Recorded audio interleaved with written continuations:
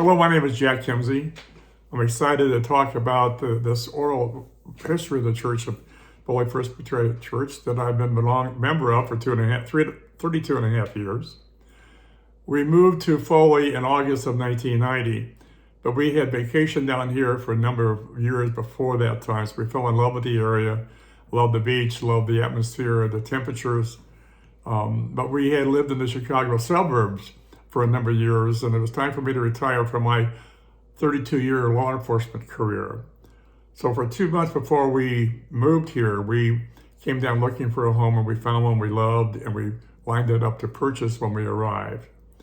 We arrived here on August 2nd of 1990, and we had to go to an attorney's office to find out information we needed for the closing and what we needed to make sure we had everything lined up. And we ran into a beautiful young lady named Gay James. Gay James was the secretary for the attorney at that time, and ended up Gay has become a dear friend and close friend, and also a member of Foley Presbyterian Church. And then when we went to the closing the following day, we met the broker for the realtor company. Her name was Cynthia Malone. Cynthia and Bob Malone have become dear friends, also members of the First Presbyterian Church. See how this is going? God meant us to be here. I think He led us to these new people and all those friendships that we developed through the years. But we have been members and active members of Foley First Presbyterian Church for all these years, and I think that we have participated in a lot of activities. I was in the choir of our church back home, which is the Presbyterian Church. We also had other various activities. I had been the clerk of session at the previous church also. So we knew the functions of Presbyterian Church, and that's what we were looking for when we arrived here. And we joined the church a few months after our arrival, and we felt very comfortable. We loved the church. We've been that active during that period of time since. But things happened. We arrived and we found out I was in the choir. Don Snowden at the time was a choir director, and he put me in the back row with two gentlemen that I smile because they're wonderful friends, Smokey Denton and Buddy Yarborough. And they were kind of hillbilly ruffian rednecks. It's just cool to talk about that because I sat between these two gentlemen, and we have any activity on the back row, and Don would say, "What's going on back there?" Jack did it. So I had to be the brunt of a lot of jokes, which I love. But the music program is very dear and close to my heart. I've been involved in the choir for this 32 and a half years now in various capacities, but just really enjoyed that part of the church. So I've also been members and active members and chairs of various committees also. I've been chair of the worship committee, the witness and service a couple of times. I'm currently chair of the property committee. And I have to go back and share a little thought what happened one time when Toby Mueller was associate pastor when we were in the new building. And I said, "Toby, I need to just kind of slow down. I've been very overrun with activities and people calling me to do a lot of things." And I said, "I just need to slow down for a while." And she said, "Okay, you have to learn to say no, Jack." And I said, "Okay, I'll do that," and I started saying no.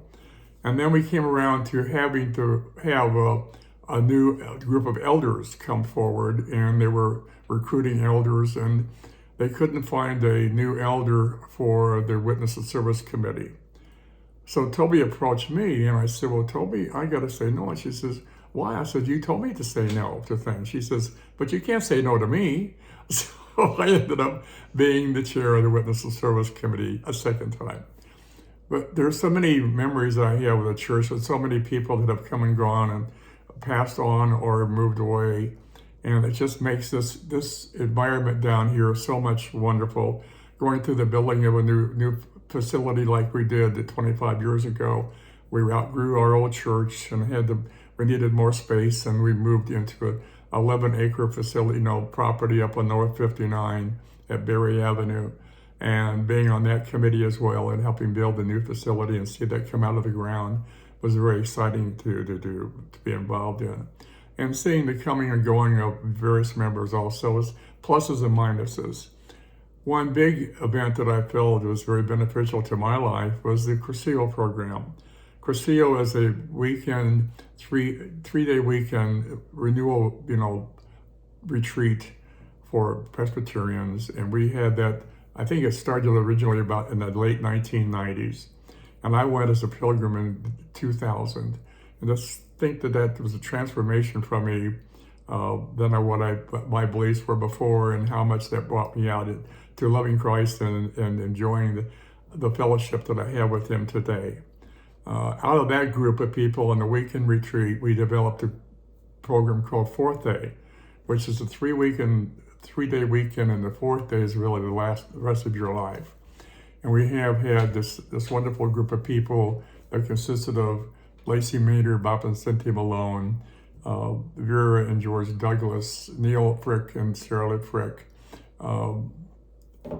Give me a moment to think of Jerry Santel and Phyllis Montgomery. Some of them have passed on now, and they are moved on both. But we still get together. We were initially getting together twice a month for breakfast meetings. We'd have a light meal and have a study program. And we always had a book to read and study, and we have our time together. And also we were there for each other during good times and bad times, negative times and positive times. Birthdays, deaths, weddings, big celebrations and things of that nature. So the life we've had at this church has been overwhelming. The love at the church, I think, as I've thought before, is not much the building as much as it is the people. And you can't beat the people of Foley Presbyterian Church. Thank you very much.